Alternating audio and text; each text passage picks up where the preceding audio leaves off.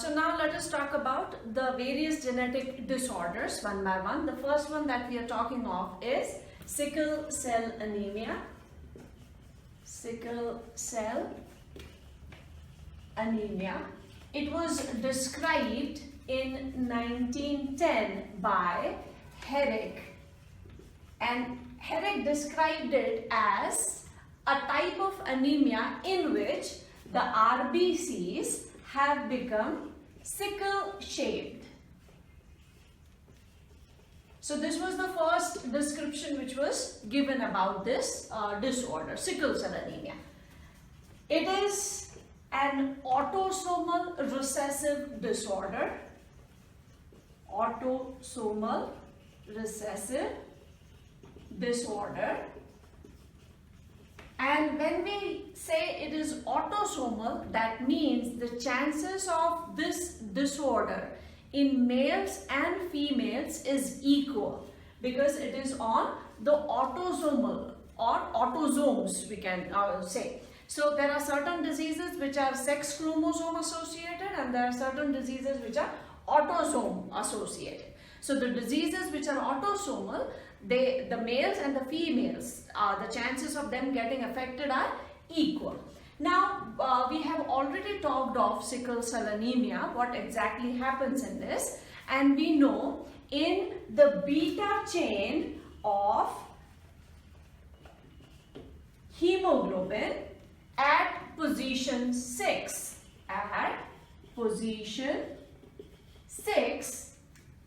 glutamic acid is replaced by valine.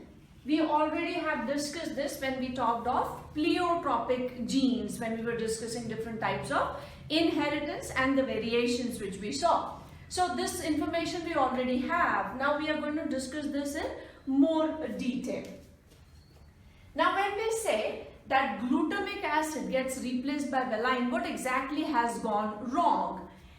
On the DNA chain, the original sequence was CTC, and CTC, this is on DNA that we are talking of. Now when DNA undergoes transcription to form mRNA, then in front of the C there is going to be G, in front of A this is RNA, so in case of RNA it's going to be it is going to be in front of this A and G again. So if on RNA it is GAG, it would code for glutamic acid. This is the normal situation. That means the code or information on DNA is CTC. When it gets transcribed, so this is by transcription, what comes on RNA is GAG, and this codes for amino acid glutamic acid. So far this is normal, and if this T gets replaced by A, that means if it becomes CAC on DNA, the change is at middle position. That means here T has been replaced by A, and we are talking of this replacement happening on the DNA strand. And when this DNA undergoes transcription to form mRNA, it is going to be G here, and it should have been T, but we know in RNAs, in place of T, this is U. So it's going to be U here, and C will have G. And GUG codes for valine. So when we say that it is a point mutation, this actually takes place on a DNA strand where T gets replaced by A.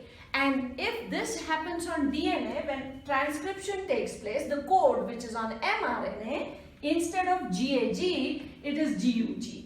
GAG codes for glutamic acid, GUG codes for valine. And that is why we say that at position 6, if there is a point mutation, glutamic acid gets replaced by valine.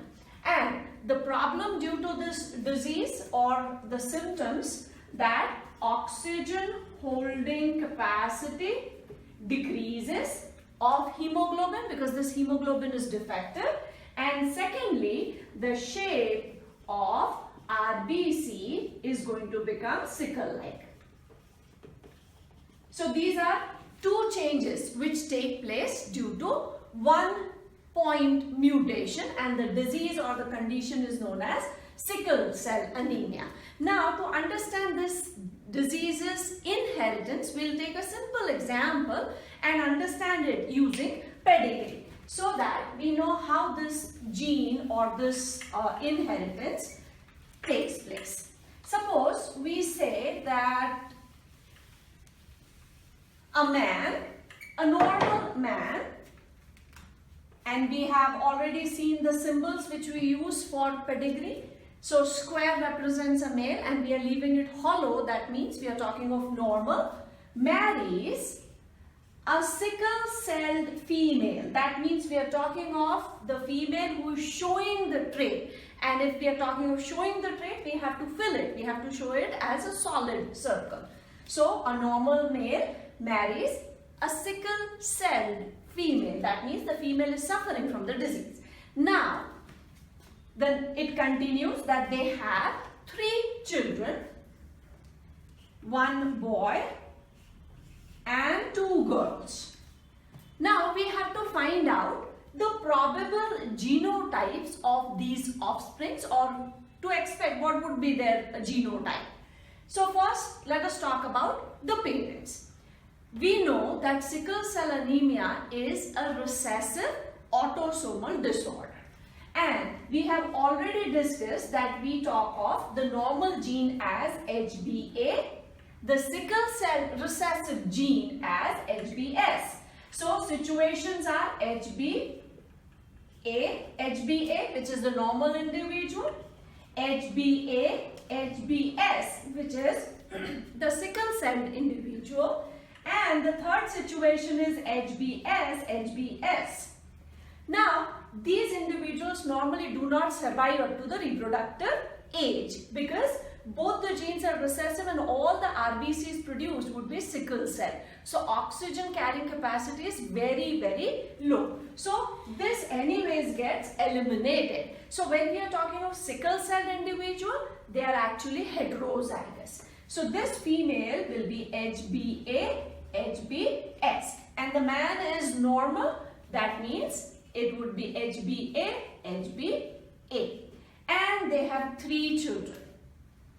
As it is an autosomal disorder, the genes will be passed on from both the parents to the offsprings. So what is the possibility here?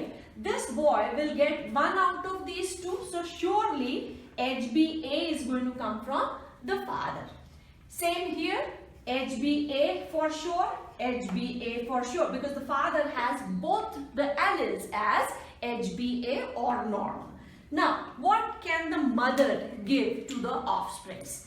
Mother can give HBA, so in this case, the boy would be HBA, HBA normal, but there is one more possibility that from the mother, he can get HBS also. In that case, the person or the boy would have the disease.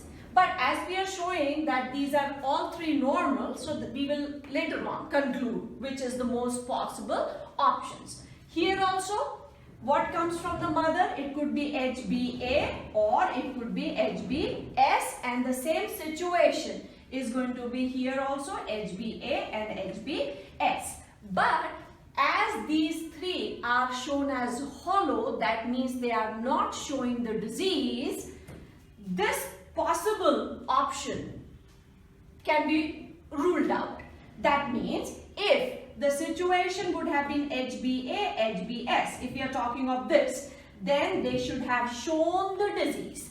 As all 3 offsprings are not showing the disease, the possible options are that they are getting HBA from the father and HBA from the mother. So using this pedigree analysis, we can rule out the options which we are not seeing here, because when we said the female is diseased, she is having sickle cell anemia, we could also have said that the daughter is sickle cell. Say, we change this question a little bit and we say one daughter is sickle cell, one daughter is normal. Now, what is the possibility in that case? Then in this case, the possible option would be this is not possible, this is possible. That means the female or the child girl would get A from the father and HBS from the mother. So looking at the question, we should be able to interpret the genotype of the offspring. That's where pedigree helps us study these kind of genetic disorders.